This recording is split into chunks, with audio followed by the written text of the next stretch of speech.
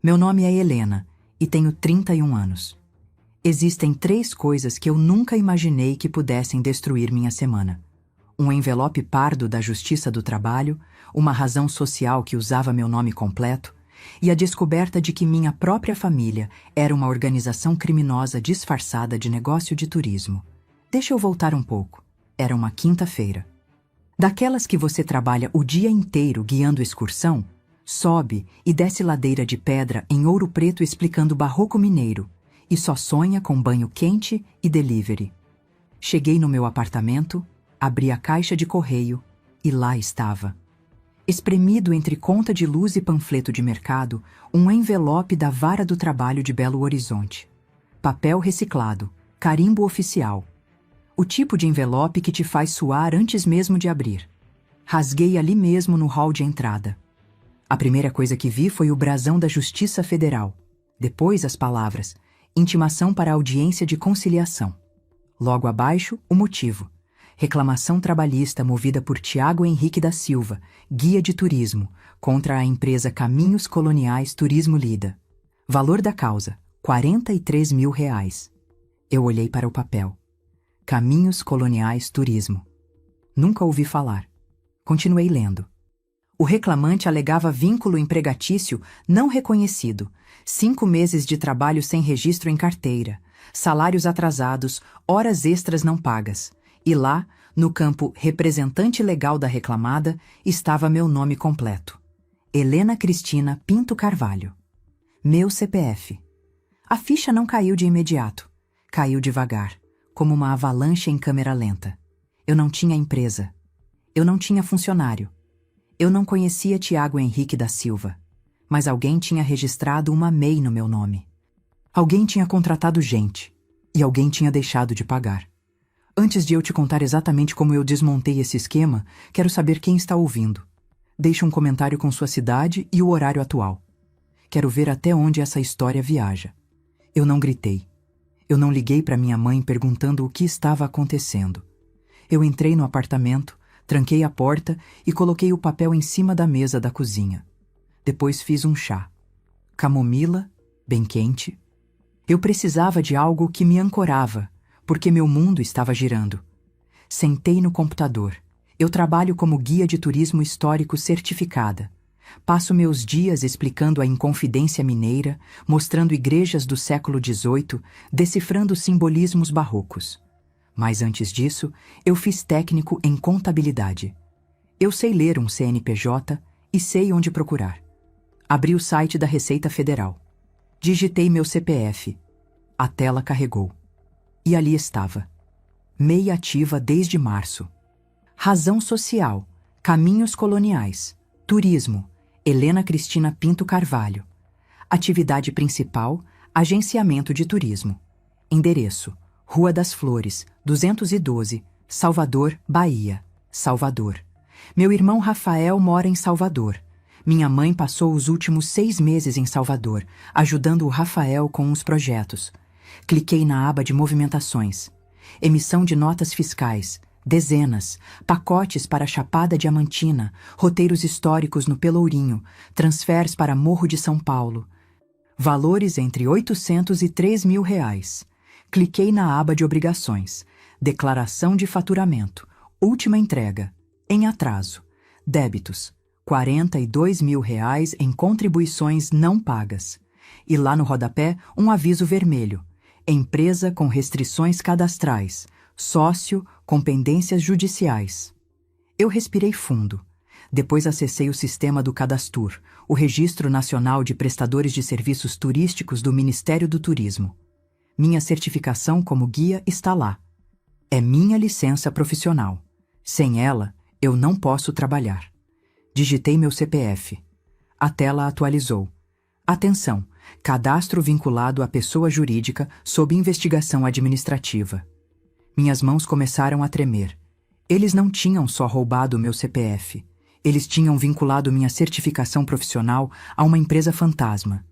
Se essa empresa caísse, se houvesse investigação, meu cadastro seria suspenso. Eu perderia meu trabalho. Eu perderia minha carreira. Fechei o laptop. Me levantei. Andei até a janela. Lá fora, Ouro Preto estava iluminada. As igrejas, as ladeiras, o casario colonial, tudo o que eu amava, tudo o que eu explicava para turistas do mundo inteiro. E minha família tinha colocado tudo em risco. Você precisa entender uma coisa. Eu não era só a filha mais velha. Eu era a ponte.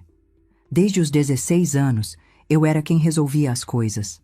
Quando meu pai precisou regularizar o carro com multas atrasadas, fui eu quem parcelou no Detran. Quando minha mãe quis alugar o apartamento de Copacabana, que ela herdou da avó, fui eu quem fez o contrato. Quando o Rafael teve a ideia de vender artesanato na praia, mas não sabia como emitir nota, fui eu quem ensinou. Eu fazia tudo. De graça. Sempre. Eles chamavam de ajudar a família. Eu chamava de sobrevivência.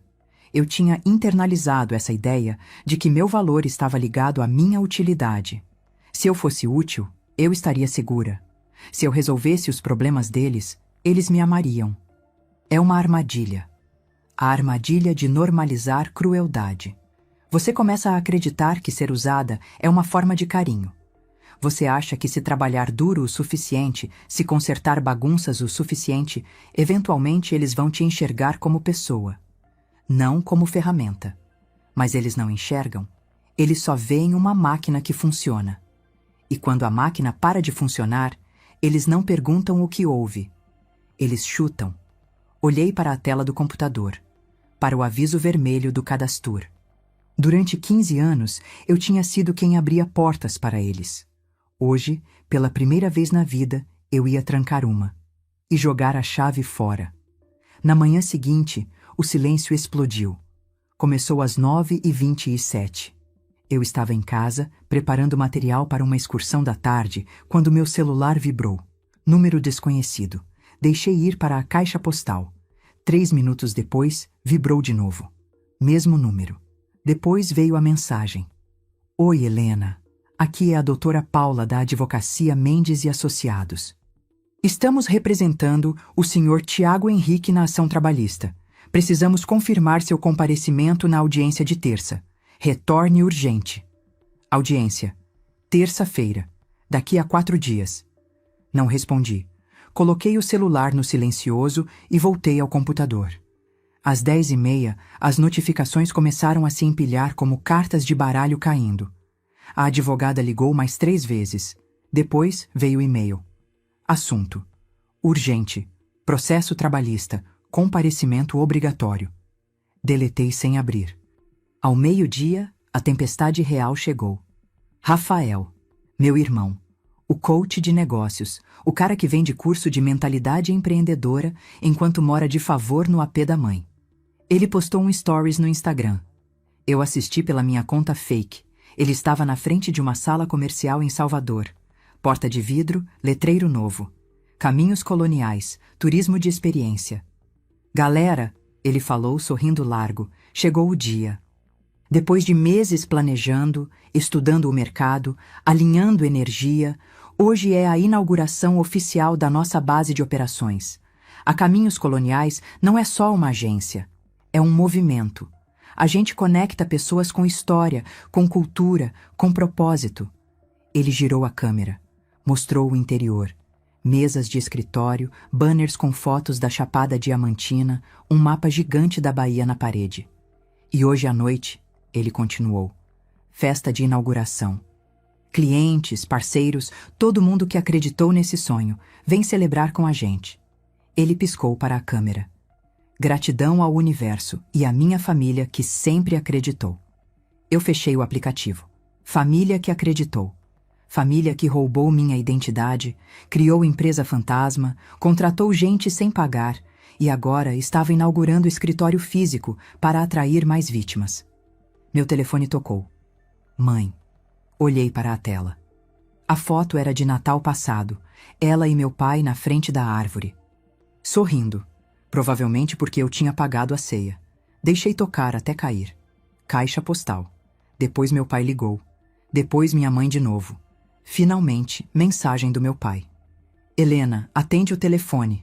Tem uma confusão no sistema da Receita. Está dizendo que a MEI do Rafael está bloqueada. Você entende dessas coisas. Liga lá e resolve. Estamos perdendo tempo. resolve. A palavra de comando.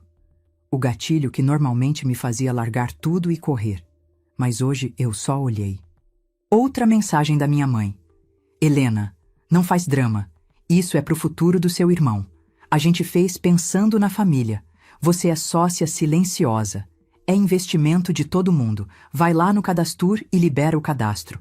Você tá atrapalhando a energia. A energia. Eu tinha que admitir. Eles eram consistentes. Não estavam ligando para pedir desculpas. Não estavam ligando para explicar por que abriram empresa no meu nome sem perguntar. Estavam ligando para me repreender por não ser cúmplice eficiente o suficiente. Eles estavam fazendo gaslighting em tempo real, tentando me convencer de que impedir um crime era traição, tentando me fazer acreditar que ser sócia silenciosa em fraude era a oportunidade pela qual eu deveria ser grata. Digitei uma resposta. Apaguei. Digitei outra. Apaguei também. Não tinha nada a dizer. Nada que penetrasse a bolha de ilusão deles. Então, fiz a única coisa que importa numa negociação. Fiquei em silêncio.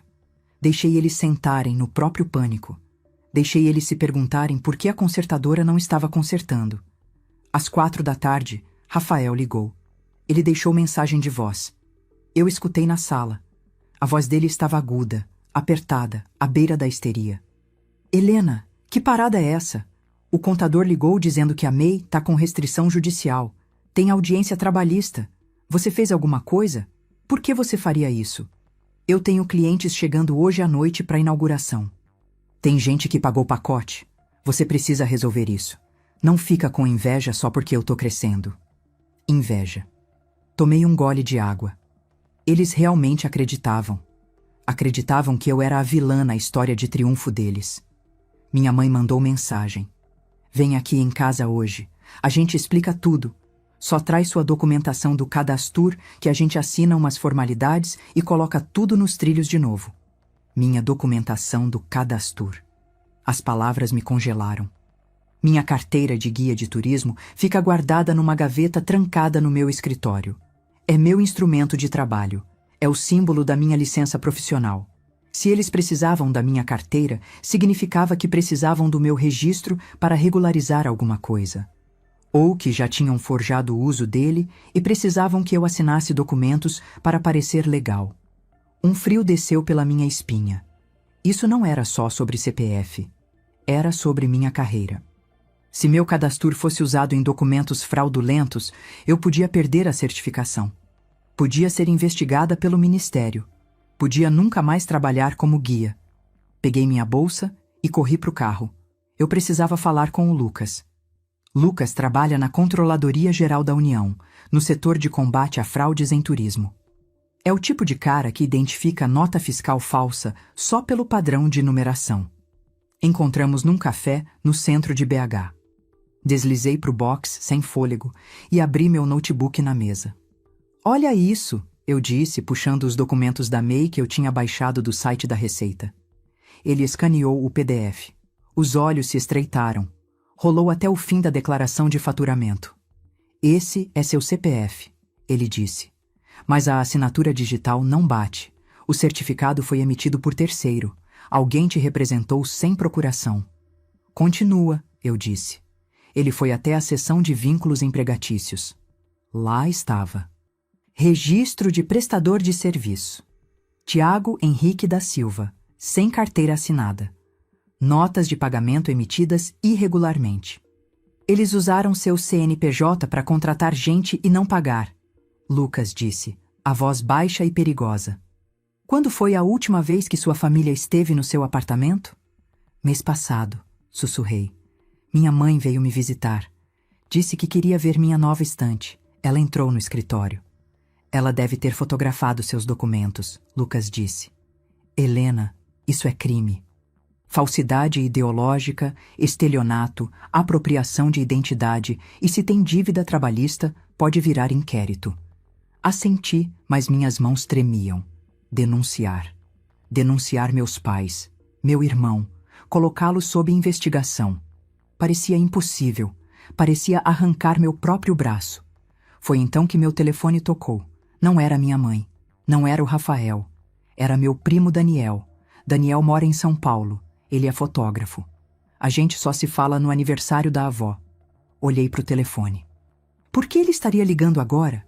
Atendi. Helena. A voz dele saiu cansada, derrotada. Você sabe de alguma coisa sobre essa agência, Caminhos Coloniais? Congelei. Por que, Daniel? Porque eu trabalhei para eles em abril. O Rafael me chamou. Disse que era a agência da família, que você era sócia. Precisava de fotógrafo para um grupo de 15 turistas na Chapada. Eu fiz o trabalho. 3 dias, hotel incluso. Ele prometeu 2.500. Até agora, nada. Eu liguei, ele enrola. Diz que o dinheiro está na contabilidade. Mas não sai. Olhei para o Lucas. Ele estava me observando intensamente. Daniel, eu disse devagar. O que mais o Rafael te disse sobre mim? Que você administrava a parte financeira. Que era você quem pagava os prestadores. Que você só era meio desorganizada com os prazos. Ele disse para eu ter paciência que você ia acertar. Meu sangue virou gelo. 2.500 reais. Eles tinham roubado 2.500 reais do meu primo. Tinham usado meu nome, minha reputação como a prima responsável para enganar alguém da própria família. Eles disseram ao Daniel que eu era a sócia. Disseram à justiça que eu era a dona. Disseram ao Rafael que ele era o CEO. Estavam tecendo uma teia de mentiras tão complexa que eu nem sei como mantinham o controle. Daniel, você tá aí? Ele perguntou. Respirei fundo. Daniel, eu disse, a voz tremendo. Eu preciso que você me escute com muita atenção. Eu não tenho agência. Eu não pedi para te contratar. E eu não sabia desses 2.500 reais. Mamãe e o Rafael roubaram minha identidade. E, pelo visto, roubaram seu dinheiro também. Silêncio na linha. Depois um som pequeno, confuso. O quê? Desliguei e olhei para o Lucas. O medo tinha ido embora. A hesitação tinha ido embora. No lugar, uma clareza fria e dura. Eles não eram só desesperados. Eram predadores. E tinham caçado todo mundo da família. O que você quer fazer? Lucas perguntou. Me levantei. Eles querem que eu vá na inauguração do escritório, eu disse. Querem que eu leve minha documentação. E eu vou dar exatamente o que pediram. Fui para casa. Não troquei de roupa. Não arrumei o cabelo. Fui direto para a impressora. Redigi um documento. Notificação extrajudicial de fraude. Preenchi cada detalhe. O CNPJ falso, as dívidas trabalhistas, a certificação roubada. Anexei a cópia do boletim de ocorrência que eu tinha registrado online 20 minutos antes sobre falsificação de documentos. Depois imprimi a transcrição da ligação com o Daniel. Coloquei tudo num envelope pardo. Sem laço, sem cartão. Só a verdade. Dirigi até Salvador. 6 horas de estrada. Cheguei às 8 da noite. O escritório da Rua das Flores estava iluminado. Carros na calçada, música, cheiro de salgadinhos e champanhe barato. Subi as escadas. Não bati. Empurrei a porta de vidro. A sala estava transformada. Balões dourados, faixa de inauguração oficial, mesa com comes e bebes. Um banner gigante no fundo com a logo da Caminhos Coloniais e a frase: Sua jornada começa aqui. Rafael estava no centro, de blazer branco, taça na mão. E ali estava um grupo de pessoas. Uns 10. Clientes, eu assumi. Gente que tinha pago pacotes, que acreditou no discurso. Minha mãe estava no canto, radiante. Meu pai ao lado, braços cruzados, expressão de orgulho. Até que me viram. A sala ficou quieta. Não o tipo bom de silêncio. O tipo onde o ar some. Helena, minha mãe cantarolou, a voz rachando. Você veio. Entra, entra. A gente estava comemorando. Ela correu na minha direção, os olhos arregalados, me sinalizando para entrar no jogo. Trouxe a documentação? Ela olhou para minha bolsa, procurando a carteira do Cadastur. Eu trouxe coisa melhor, eu disse. Minha voz estava calma. Calma demais. Passei por ela, direto até a mesa central.